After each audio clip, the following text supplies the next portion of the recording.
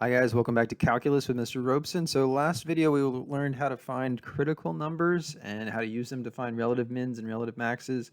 And we talked about what absolute extremes were. So now we're going to use what's called a candidate test to find them. So we're just going to look at examples here. So we're using what's called a candidate test to find absolute extremes. All right, so how does a candidate test work? Well, here's the steps for a candidate test. So we're finding the extrema, that means the highest points and the lowest points, on a closed interval. First, we find the critical numbers inside the interval. We don't need to worry about the endpoints because we're already going to use the endpoints in our candidate test. So we're already going to use them. So we just want to find the critical points in the open interval. Then we're going to evaluate the function, so the original function, at those critical numbers. Then we're going to evaluate the function at the endpoints. And then we're just going to pick which one's the highest and which one's the lowest. The lowest number is going to be our absolute minimum. The highest number is going to be our absolute maximum. All right, so the first thing we need to do is take a derivative. So finding the critical numbers involves taking the derivative. So we take the derivative, we bring down to 4, we get 12x cubed. Bring down to 3, we get 12x squared. We want to find the critical number, so we set it equals 0. This is never undefined, it's a polynomial. We can factor out a 12x squared, and we're left with x minus 1. So we get x equals 0 from this guy, and we get x equals 1 from that guy. So now we do our candidate test. And on one side, we're going to have our x values. And on the other side, we're going to have our regular function values. So the x values we want to try are, let's see, are both of these in this interval? Yep, they both are. So we're going to want to try 0, we're going to try 1, and we're going to try both of the endpoints. So evaluate the function at the endpoints. So -1 and 2. So now what we're going to do is we're going to find f of 0, f of 1, f of -1, and f of 2. And we're just looking to see which one of those is the highest, which one's the lowest. So f of 0, if we plug in 0, we get 3 times 0 to the 4th minus 4 times 0, we're getting 0. If we plug in 1, we're going to get 3 minus 4 is -1. If we plug in -1, we're going to get 3 times 1 to the -1 to the 4th is 3 times 1, so 3. Minus, we're going to have 4 times -1 to the 3rd, which is -1, so that's going to change that to plus of 4. Minus -4 gives us 7. And if we plug in 2, let's see, 2 to the 4th is 16. 3 times 16 is 48. Minus 2 to the 3rd is 8. 8 times 4 is 32. 48 minus 32 is 16. So now we look out of these numbers that we got and we say which one's the biggest, which one's the smallest.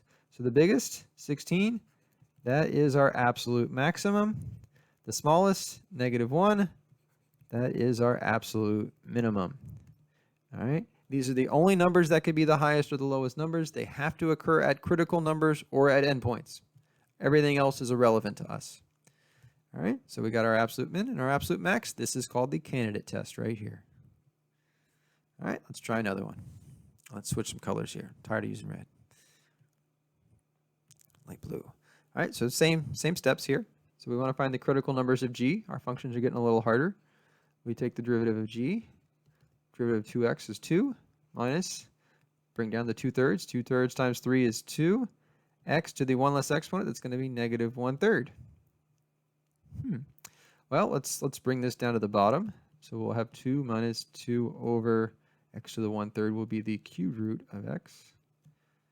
We probably want to get a common denominator here. So that's going to give us 2 times the cube root of x minus 2 over our cube root of x. And now we can find our critical numbers now that we have simplified it into one fraction. Couldn't necessarily do it here because we have to set the whole thing equal to 0 and then just see where it's undefined. Now we can set the top equal to 0. We can set the bottom equal to 0. The bottom's the easy part. We get 0.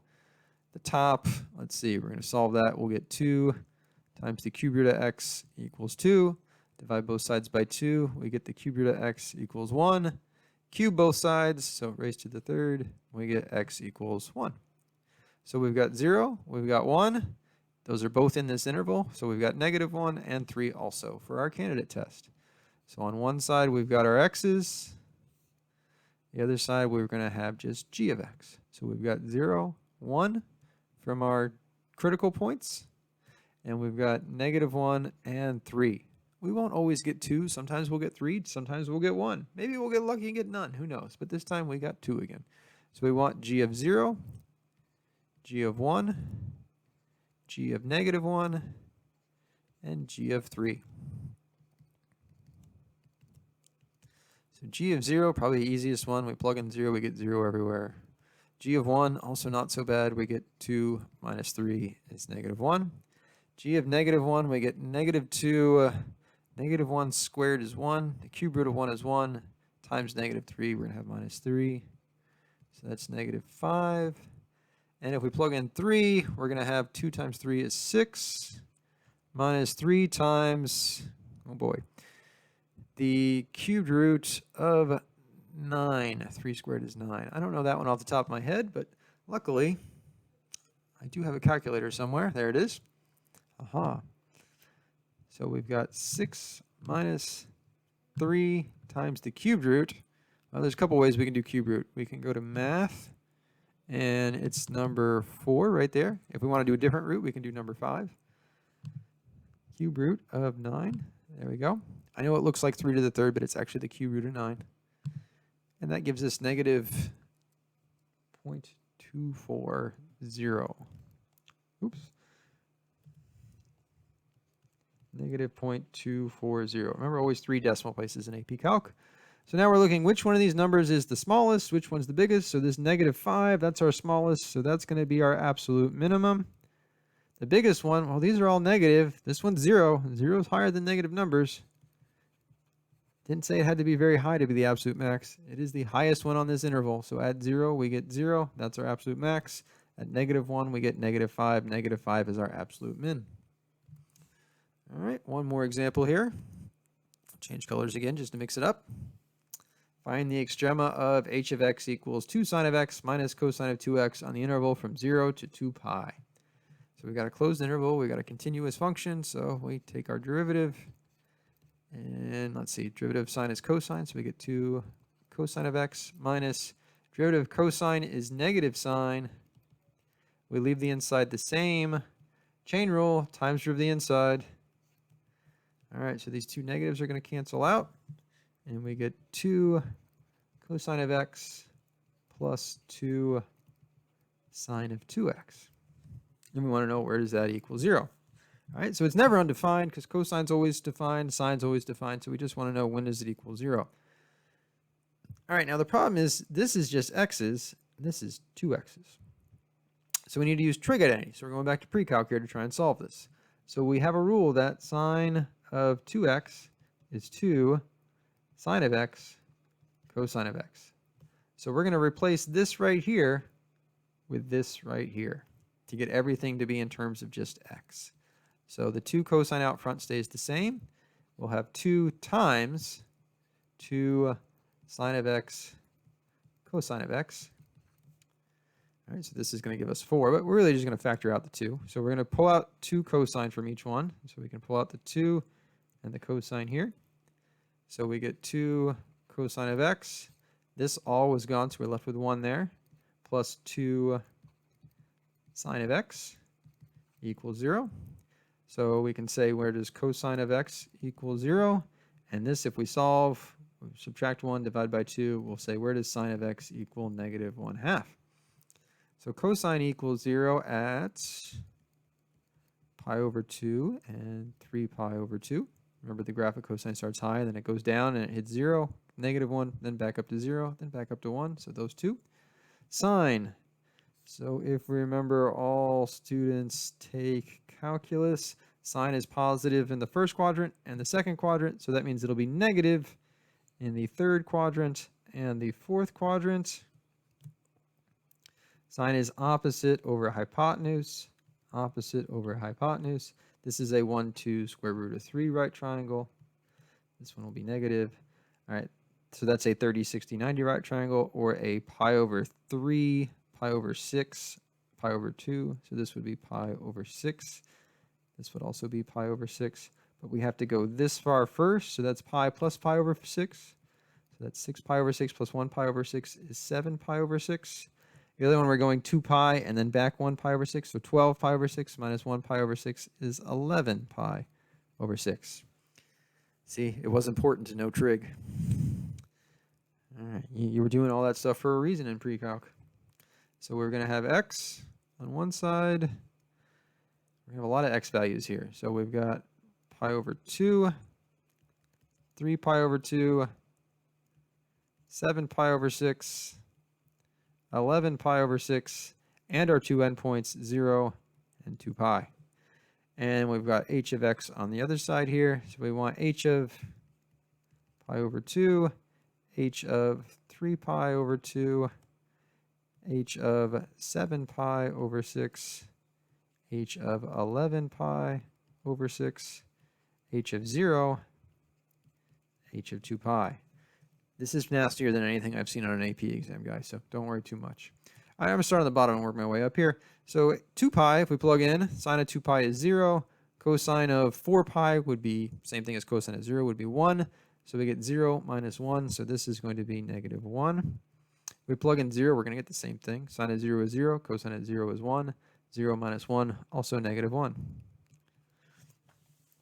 All right, now I'm going to go back to the top. I'm avoiding these two in the middle here. So pi over 2, sine of pi over 2 is 1. Cosine of 2 pi over 2 would be cosine of pi is negative 1. So we're getting 2 times 1 minus negative 1. That's going to give us 3. If we try 3 pi over 2, sine of 3 pi over 2 is negative 1. So 2 times that is negative 2 minus cosine of 3 pi over 2 times 2 would be cosine of 3 pi, which is the same thing as cosine of pi, which is another negative 1. Whew, that was a lot. Draw the graphs. We get negative 1 there. So we got a lot of negative 1s here. 3's so far looking like our max. 7 pi over 6. Sine of 7 pi over 6, luckily we've already drawn that. That's this triangle right here. That's negative 1/2. So we get 2 times negative 1/2. So that's negative 1. Minus cosine of 2 times 7 pi over 6, which is 7 pi over 3. So we want to know what's cosine of 7 pi over 3. Well, that's the same thing if we just subtract 2 pi as cosine of pi over 3. So pi over 3 is in the first quadrant. It's 60 degrees, 3. So that means this would be, it'd be a 1, 2 square root of 3. This would be 1. This would be 2. This is square root of 3. So it's going to be the 1/2 adjacent over hypotenuse. So we're going to have minus 1/2 gives us negative 1.5 or 1.5. Hey, there's our new loci. Let's try 11 pi over 6 now. So we've got 11 pi over 6. Sine of that we know is negative 1/2.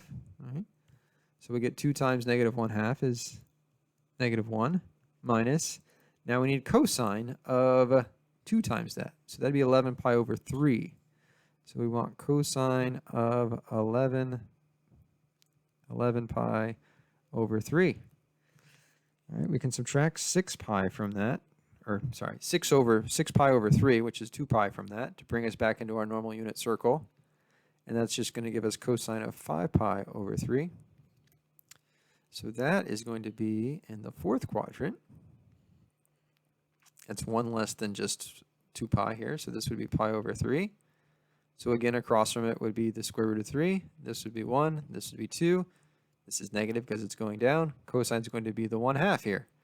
So we get minus cosine, or sorry, minus 1/2. Again, gives us negative 1.5. So now we've got all of our function values. These two are the lowest. It's okay to have multiple absolute mins or absolute maxes. If they're both the same, they're both mins and maxes. All right, this 3 is our biggest, so this 3 is our absolute max. Whew, that one was a little rough. Most of them are easier than this, though, guys. All right, so that was it for the candidate test. So as long as you remember to, draw your lines, put your x values on one side, find your function values on the other side, pick your highest and your lowest, that is it for candidate test. And this is it for 3.1. So go check out the homework.